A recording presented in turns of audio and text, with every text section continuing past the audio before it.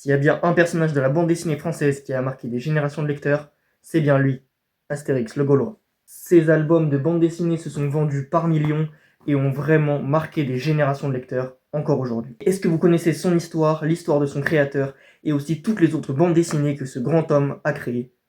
Eh bien, si ce n'est pas le cas, laissez-moi vous raconter l'histoire de René Goscinny, l'auteur d'Astérix. René Goscinny, il est né en 1926.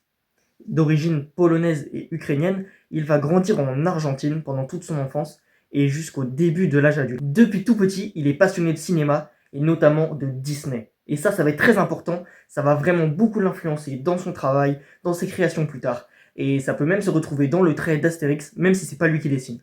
Il a 13 ans quand la Seconde Guerre mondiale commence, et ça va vraiment profondément le marquer. Surtout qu'une partie de sa famille va être victime de la Shoah. Et même si c'est pas la partie la plus proche de lui, ça va vraiment le marquer, ça va rester dans un coin de sa tête. En 1946, il est appelé pour son service militaire. Il va décider de rejoindre non pas l'armée d'Argentine, mais l'armée française. C'est là son premier pas en France et son arrivée dans ce pays. Mais ce n'est pas un guerrier, loin de là. Lui, ce qu'il veut, c'est être dessinateur, depuis tout petit. Et donc, ce qu'il va faire, c'est qu'il va devenir l'illustrateur de son régiment dans l'armée. En gros, il va jamais lâcher les crayons, même à l'armée. Dès la fin de son service militaire, René Goscinny décide de partir pour New York. Il sent que là-bas, son rêve peut se réaliser. C'est là-bas que sont toutes ses influences, Disney, etc. Il le sent, il doit y aller. Il le dira d'ailleurs. J'étais parti en 1947 aux États-Unis pour rencontrer Walt Disney, mais Walt Disney n'était pas au courant que j'allais le rencontrer. On sent vraiment qu'il y a une grosse influence du cinéma, et notamment du dessin animé du début de la première moitié du XXe siècle, dans son travail. Et même s'il n'est que le scénariste et non pas le dessinateur, il y a quand même une grosse influence dans les dessins. Et même dans l'histoire, dans les blagues, le découpage, etc. Lui, il le sait depuis le début. Il veut devenir illustrateur. Et pas de rien. Il veut devenir illustrateur de bande dessinée. Mais voilà. À New York, il n'arrive pas à trouver du travail. Il rencontre des gens, il fait vraiment des rencontres hyper intéressantes. Dont le créateur du journal Mad. Mais voilà. Il n'arrive pas à percer dans ce milieu, c'est vraiment hyper compliqué, et il est obligé de trouver un autre travail pour pouvoir vivre. Il va donc travailler dans une agence de pub à New York. Mais après quelques années à New York, il décide de retourner à Paris. À Paris, il va faire une rencontre vraiment hyper importante, avec deux grands messieurs. Le premier, c'est JG, un auteur hyper important dont on va reparler plus tard dans la vidéo. Et si vous aimez son travail et que ça vous intéresse, n'hésitez pas à me le dire, je pourrais peut-être en faire une vidéo. La deuxième personne, et ça c'est sûr que je vais en faire une vidéo, et il sera très important dans la suite de celle-ci, c'est Maurice, le dessinateur de Lucky Luke.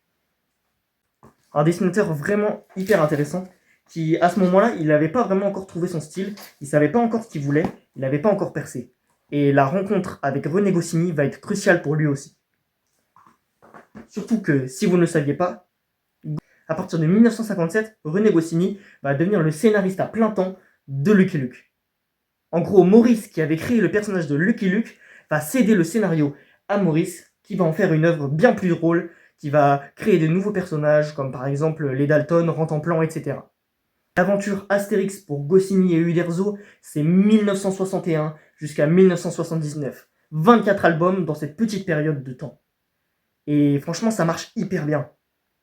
Tous les deux, ils se prennent au jeu, ils créent de nouvelles aventures, ils créent des nouveaux personnages, de nouveaux lieux, et ça marche de plus en plus. Ça devient vraiment une formule de succès. On en veut toujours plus. Astérix devient un phénomène de société. Mais notre Goscinny, lui, il ne cherche pas vraiment le succès. Ce qu'il cherche, c'est l'amusement. Alors ce qu'il va faire, c'est qu'il va continuer de créer d'autres bandes dessinées en plus d'Astérix. Pendant toute la période de création d'Astérix, il va aussi créer d'autres bandes dessinées. Par exemple, la bande dessinée Is No Good, avec un autre dessinateur, Tabary. Ou encore la bande dessinée Les Dingues au dossier avec le dessinateur Gottlieb. Toutes ces bandes dessinées ont beaucoup de succès, mais il y en a vraiment une qui se trouve au-dessus du lot, c'est Astérix et Obélix. Il faudrait peut-être se pencher sur la formule de ce succès.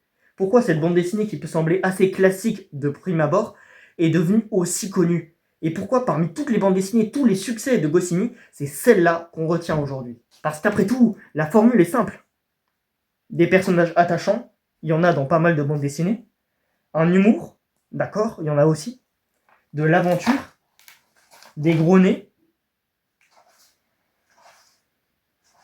Non, c'est pas ça qui va vraiment faire le succès d'Astérix. Le succès d'Astérix, on peut l'expliquer par l'attrait qu'ont les Français à leur culture. Et en gros, le fait que ça caricature un petit peu les Français, ça va vraiment leur plaire et ça va réussir à s'exporter dans les autres pays. Il y a aussi un autre personnage que je n'ai pas mentionné jusqu'à maintenant, qui a pourtant été créé avant Astérix. C'est le petit Nicolas. Je ne sais pas si vous le saviez, mais le petit Nicolas, c'était pas un roman. Je ne sais pas si vous le saviez, mais le petit Nicolas, à l'origine, c'était une bande dessinée. Et oui, avant d'être une série de romans, c'était une bande dessinée qui racontait les aventures d'un petit garçon qui faisait des bêtises, en gros. Un petit peu le précurseur des Kid Paddle ou Cédric, etc. Toutes ces bandes dessinées avec des enfants, finalement. Mais Goscinny et Sampé ont finalement décidé d'en faire des romans illustrés. Voilà, j'ai en gros raconté l'histoire de Goscinny. Si ça vous a plu, n'hésitez pas à vous abonner et à me dire dans les commentaires de quel auteur vous voudriez que je parle.